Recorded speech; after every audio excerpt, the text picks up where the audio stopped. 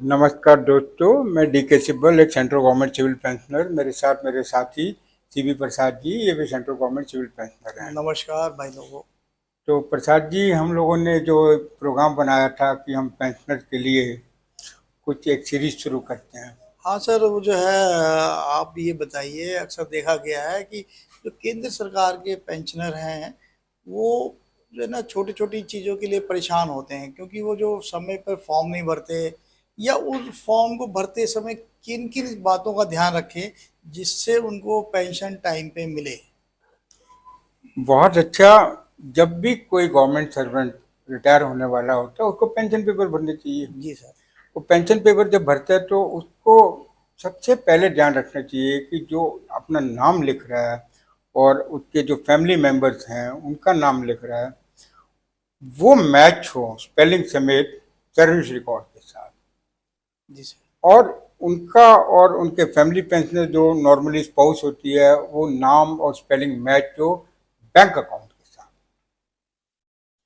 तो स्पेलिंग बहुत इंपॉर्टेंट है, मैच होने चाहिए सर्विस रिकॉर्ड में, पीपीओ बुकलेट के अंदर और बैंक के अंदर।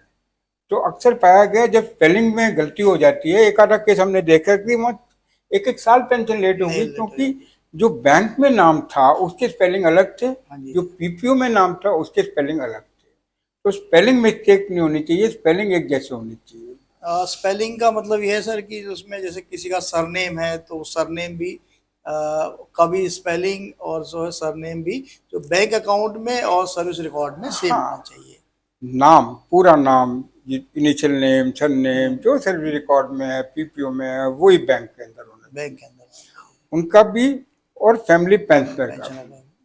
और उसके अलावा डेट ऑफ बर्थ भी सेम होना चाहिए, क्योंकि डेट ऑफ बर्थ से आपको मालूम है एडिशनल पेंशन मिलती है। जी सर। और बैंक के केवाईसी में डेट ऑफ बर्थ अलग हो, पीपीओ में डेट ऑफ बर्थ अलग हो, तो फिर प्रॉब्लम। तो डेट ऑफ बर्थ भी उनको सेम रखना चाहिए। और सर फैमिली पेंशनर्स के लिए उनको क्या क्या ध्यान रखना चाहिए सर। फैमिली पेंशन ऐसा करते हैं प्रसाद जी, हम ये शुरू करते हैं कि जो रिटायर होने वाला है उसको ये क्या देखना है, उसको नाम और उसके स्पेलिंग है नाम के, और उसका डेट ऑफ बर्थ, ये सारी चीज़ें। और वो जो बैंक में अकाउंट खोले जॉइंट अकाउंट, उसमें वो प्राइमरी अकाउंट होल्डर हो। जी ये सर। तो सर्विस के अंदर है। जी सर। लेकिन जब वो पेंशनर बन जाता है तब उसको एक पेंशन फाइल बनानी चाहिए। पेंशन फाइल के अंदर उसकी पीपीओ बुकलेट रखे, उसके जो डॉक्यूमेंट्स उसको जब रिटायर हुआ था अपने ऑफिस से मिले थे वो डाले, और पेड अकाउंट ऑफिस से जो लेटर चली थी वो डाले, और सेंट्रल पेंशन अकाउंटिंग ऑफिस से जो स्पेशल चीज अथॉरिटी चली थी उसके बैंक के अंदर वो डाले, और बैंक की डिटेल भी अपनी पेंशन फाइल के अंदर जरूर रखे, और वो अपनी फैमिली को उसको बता कर रखे। जी सर, आपका कहने का तात्पर्य है कि जो व्यक्ति पेंशनर होने जा रहा है उसका जो है नाम के स्पेलिंग, उसके स्पाउस के नाम की स्पेलिंग बैंक अकाउंट में जो है सेम होनी चाहिए, और उसका आधार कार्ड पैन कार्ड में जो नाम है वो भी सेम होना चाहिए, बिल्कुल सेम होना जिससे जो चाहिए। है उसको आने वाले समय में पेंशन प्राप्त करने में कोई असुविधा ना हो। तथा जो है पेंशन चालू होने के बाद उसको एक पेंशन फाइल बनानी चाहिए। बिल्कुल उस पेंशन फाइल में सारे संबंधित डॉक्यूमेंट्स लगा के रखने चाहिए और फैमिली पेंशनरों को बता के रखना चाहिए कि बिल्कुल भाई जो बिल्कुल। है कल को अगर फैमिली पेंशन स्टार्ट होनी है तो आपको क्या प्रक्रिया अपनानी पड़ेगी, उसका बैंक कहाँ पे है, उसका ऑफिस कहाँ पे है और पेड अकाउंट्स ऑफिस कहाँ पे है। और प्रसाद जी, एक चीज और ध्यान रखना चाहिए, एक अंडरटेकिंग होती है पेंशनर को भरनी होती है, जी जो सर। बैंक को देनी होती है कि भाई कल को एसेट पेमेंट हो जाए तो बैंक रिकवरी कर लेगा या हम बैंक को लौटाएंगे, अंडरटेकिंग देते हैं। उस अंडरटेकिंग में जो पेंशनर के सिग्नेचर होते हैं और जो बैंक अकाउंट में सिग्नेचर है वो टैली होना चाहिए। अगर वो टैली नहीं करेंगे, बिल्कुल भी टैली नहीं करेंगे, तो बैंक वो अंडरटेकिंग को एक्सेप्ट नहीं करेगा। अंडरटेकिंग एक्सेप्ट नहीं करेगा तो पेंशन भी शुरू नहीं होगी। तो इस चीज का वो ध्यान रखे कि अंडरटेकिंग में उसके सिग्नेचर बैंक अकाउंट के सिग्नेचर के साथ टैली हो। एक चीज़ और है सर, पेंशनर को अक्सर देखा गया है कि वो पेंशन ऑथराइज करा लेते हैं Malviya state bank of India में, और बिफोर स्टार्ट पेंशन स्टार्ट होने से पहले वो जो है कहीं शिफ्ट कर जाते हैं और वो चाहते हैं कि मैं आईओबी में या किसी और बैंक में पेंशन स्टार्ट कर लूँ।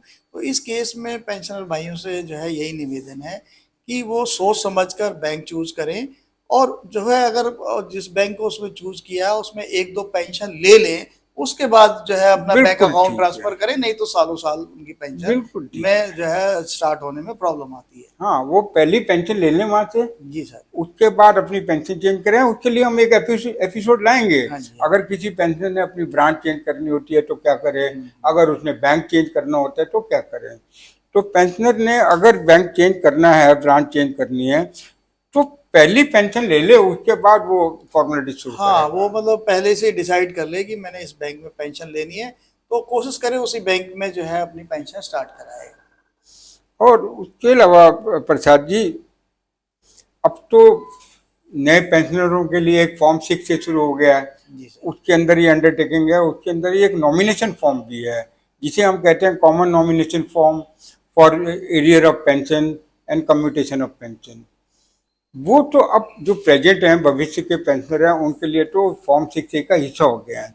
लेकिन बहुत सारे पेंशनर, पुराने पेंशनर हैं, उन्होंने ये नॉमिनेशन फॉर्म नहीं भरा हुआ, और ये जबकि जरूरी भरा होना चाहिए, ताकि जब अगर मान लीजिए इवेंट हो जाता है, पेंशनर की डेथ हो जाती है, तो उसके बाद अगर कोई पेंशन एक्रू होती है तो किसको दी जाए, ये नॉमिनेशन फॉर्म के अंदर होता है। तो जिस पेंशनर ने ये नहीं भरा हुआ, वो अब भर ले।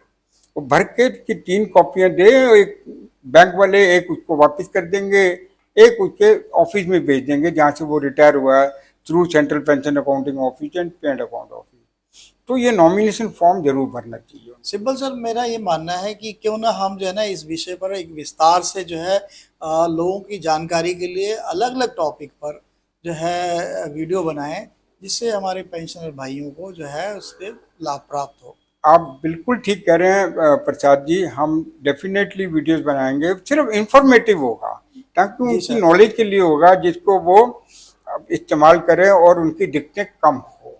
वो कोई अथॉरिटी नहीं होगा। अथॉरिटी के लिए उन्हें अपने डिपार्टमेंट में या पेंशन डिपार्टमेंट में या अपने बैंक में जाके पूछना होगा, रूल्स रेगुलेशन उस समय क्या है। लेकिन हम अपने एक्सपीरियंस के हिसाब से उनको अपनी इंफॉर्मेशन देंगे। और हमारा ईमेल एड्रेस आप नोट कर लीजिएगा। अगर आप कुछ वैसे जानना चाहते हैं, पूछना चाहते हैं, तो हमें मेल कर हाँ सकते बिल्कुल हैं। सर, हम लोग जो है समय रहते हुए उसका रिप्लाई कर देंगे। नमस्कार। नमस्कार, धन्यवाद।